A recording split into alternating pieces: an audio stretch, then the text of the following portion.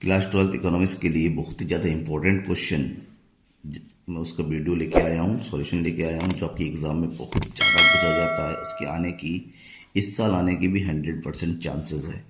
Question क्या है? संतुलन कीमत क्या है? पूर्ण प्रतियोगिता में संतुलन कीमत का निर्धारण कैसे होता है? ये चैप्टर आपका संतुलन कीमत पूर्ण प्रतियोगिता में संतुलन कीमत के अंतर्गत आता है और इस चैप्टर का very very very important question है, क्योंकि हर बार एग्जाम में पूछा जाता है। कई स्टूडेंट ने मुझे कमेंट बॉक्स में लिखा है कि संतुलन कीमत किस प्रकार से निर्धारित होगा, वीडियो बना के देखिए। चलिए आपके लिए वीडियो लेकर आया हूँ, पूरी वीडियो को देखेंगे लास्ट तक, तब आपको क्लियरली समझ में आएगा। इजी टॉपिक है और बिल्कुल इजीली समझ में आएगा, इजी लैंग्वेज में आपको बताने वाला हूँ। सब्सक्राइब कर लीजिए आपको चैनल को अब तक सब्सक्राइब नहीं किया है। तो सबसे पहले बात करते हैं संतुलन कीमत क्या होता है। संतुलन कीमत एक ऐसी स्थिति होती है जहाँ किसी भी प्रकार का परिवर्तन संभव नहीं होता है, यानी कि कहते हैं बैलेंस, दोनों साइड जब बराबर हो जाता है उसको हम संतुलन कहते हैं। कीमत मतलब क्या होता है? कीमत का मतलब एक ऐसी स्थिति होती है बाजार में जहाँ पर वस्तु की मांग बराबर वस्तु की पूर्ति हो जाती है। ऐसी स्थिति में जो भी कीमत निर्धारित होती है उसी कीमत को हम क्या कहेंगे? संतुलन कीमत कहेंगे। ठीक है, और इसी कीमत को हम बाद में हम संतुलित कीमत का निर्धारण होता है। चलिए इसको हम सही से ब्रीफली समझते हैं कि एग्जाम में कैसे लिखें, लैंग्वेज कैसे बना के लिखना है। लैंग्वेज बनाने का मतलब बिल्कुल इजी होता है। देखिए ना, सबसे पहले आपको बताना है संतुलन क्या होता है। संतुलन एक ऐसी स्थिति होती है जिसमें परिवर्तन की कोई प्रवृत्ति नहीं होती, मतलब परिवर्तन नहीं होता है। संतुलन बताने के बाद आपको बाजार की संतुलन कीमत के बारे में बताना होता है आखिर होता क्या है। संतुलन कीमत एक ऐसी स्थिति को दर्शाती है जहां कीमत को निर्धारित करने वाली शक्तियों में किसी बदलाव की कोई प्रवृत्ति नहीं होती। अर्थात वो शक्तियाँ कौन कौन सी होती हैं? वो निर्धारित करने वाली शक्तियाँ होती हैं वस्तु की मांग एवं वस्तु की पूर्ति, जिसके आधार पर वस्तु की कीमत का निर्धारण होता है पूर्ण प्रतियोगिता में। ठीक है ना, पूर्ण प्रतियोगिता में संतुलन कीमत का निर्धारण कौन करता है? बाजार करता है, और बाजार के द्वारा अपनी शक्तियों का इस्तेमाल किया जाता है कीमत निर्धारण के लिए। ध्यान में रखिए, इस प्रकार से हम संतुलन कीमत को यूँ समझ सकते हैं, संतुलन कीमत वह कीमत है जो मांग एवं पूर्ति की शक्तियों द्वारा उस बिंदु पर निर्धारित होती है जहाँ वस्तु की मांग और वस्तु की पूर्ति आपस में बराबर होती है। अर्थात एक ऐसा स्तर जहाँ वस्तु की मांग और वस्तु की पूर्ति आपस में बराबर होती है, और ऐसे बिंदु को हम कहेंगे संतुलन बिंदु। और इस संतुलन बिंदु पर जो भी कीमत निर्धारित होगी उसी हम कहेंगे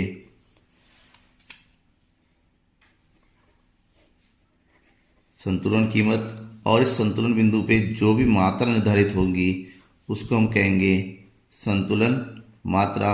और इस पूरी प्रक्रिया को हम कहते हैं बाजार संतुलन। यानी कि बाजार क्या है? संतुलित है। क्यों?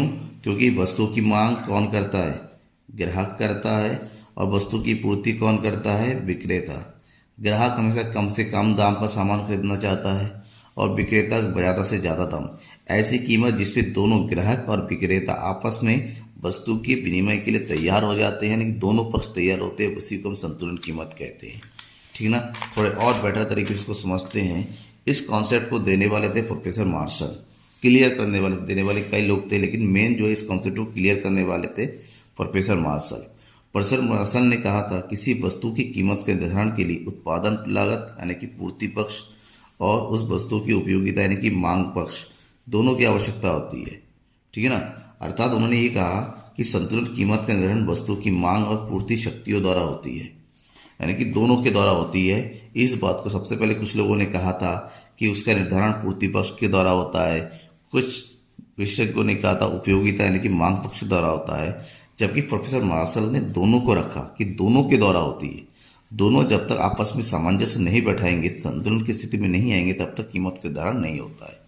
इस प्रकार से प्रोफेसर मार्शल के अनुसार वस्तु की कीमत उस बिंदु पर निर्धारित होती है जहां वस्तु की मांग और वस्तु की पूर्ति बराबर होती है। इसके लिए प्रोफेसर मार्शल ने कैंची का उदाहरण दिया था, सीजर का। उन्होंने कहा था कि कैंची की दो फलकें होती हैं और जब तक दोनों फलकें आपस में नहीं मिलेंगी तब तक कैंची से हम कोई कुछ भी नहीं काट सकते।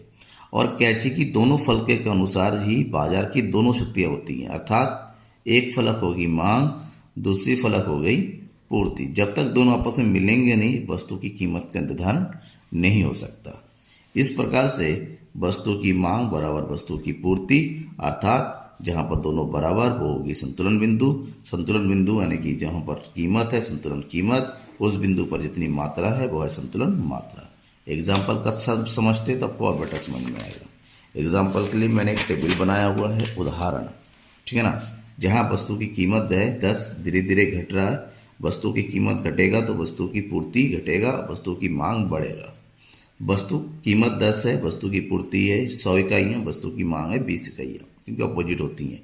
ज़्यादा कीमत पर मांग कम होती है, ज़्यादा कीमत पर पूर्ति ज़्यादा होती है। वस्तु की कीमत घट के 8 रुपये होगी, वस्तु की पूर्ति घट के 80, मांग बढ़ के 40। 6 इकाई में पूर्ति भी 60, मांग भी 60।